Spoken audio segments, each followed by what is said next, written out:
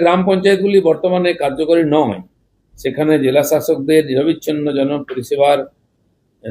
পরিষেবা নিশ্চিত করার নির্দেশ দেওয়া হয়েছে। আপনারা জানেন গতবারের পঞ্চায়েত নির্বাচন লুটপাট করে টিএমসি সব জিতেছিল, ফলেতে মানুষের ইচ্ছার বিরুদ্ধে যারা নির্বাচিত হচ্ছিলেন তারা এখন পঞ্চায়েত বা প্রধান কেউই অফিসে আসেন না। ফলে এই 1 মাস ধরে নির্বাচনের পরে আমাদের উন্নয়নের কাজ ব্যাহত হচ্ছে।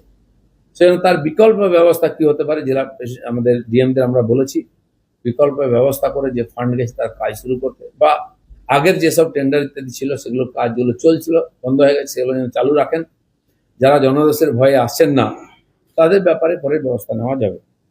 সমস্ত প্রধান গ্রামোন্নয়ন প্রকল্পগুলির স্বচ্ছতা ও দায়িত্ব বৃদ্ধি, সামাজিক নিরীক্ষা, অভিযোগ নিষ্পত্তি ও ডিজিটাল প্রশাসনিক ব্যবস্থার যথাযথ পর্যালোচনা ও সশক্তিকরণের কাজ চলছে। এই বিষয়গুলো আমরা জোর দিয়েছি যাতে পরবর্তীকালে একই ধরনের অভিযোগ না আসে। এই কয়েকটি বিষয় আপনাদেরকে বিজ্ঞপ্তি আকারে বলার ছিল, সেটা আমি জাস্ট তুলে ধরলাম। বর্তমান পর্যন্ত আমরা কি কি করেছি বা করতে যাচ্ছি এ ব্যাপারে আর পঞ্চায়েত ব্যাপারে যদি জানার থাকে আপনার প্রশ্ন হতে পারে, না হতে পারে, ওখান তো ফটাফট তো হয় না। আমাদের কাছে তথ্য এসে গেলে আমরা ডিপার্টমেন্টকে বলবো যে এই আমাদের কাছে পরিস্থিতি আছে, আপনারা বাড়ান কমান বা এটাকে জুড়ুন কাটুন। সেই ব্যাপারটা পুরো খুলে দেখার জন্যই আপাতত কাজ শুরু হচ্ছে। আমাদের ডিপার্টমেন্ট থেকে আমরা করছি, পরবর্তীকালে এটা উপর থেকে অনুমতি না হয়। নিয়োগ প্রক্রিয়া শুরু হবে আপনি বলছেন, পূর্বতন সরকারের আমলে এই নিয়োগে প্রচুর দুর্নীতি হয়েছিল পঞ্চায়েত নিয়োগে।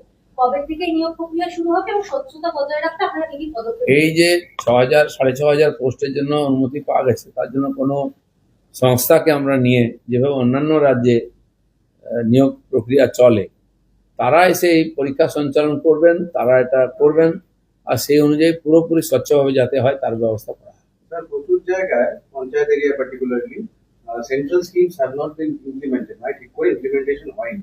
অনেক কটা গ্রাম পঞ্চায়েতই অনেক জায়গায় পিছিয়ে আছে। তো এই বিষয়ে স্যার আপনারা কিভাবে? সেই জন্য এই যে অনেকগুলো মেজর নিয়েছিলাম আমরা ব্যবস্থা, যে ফিডব্যাক আমাদের কাছে এসছে মনিটরিং এর পরে যে এই জায়গায় সমস্যা হয়েছে সেগুলোকে ঠিক করার চেষ্টা হচ্ছে। এবারে সমস্ত জায়গায় আমাদের বিধায়কদেরকে যুক্ত করতে বলা হচ্ছে।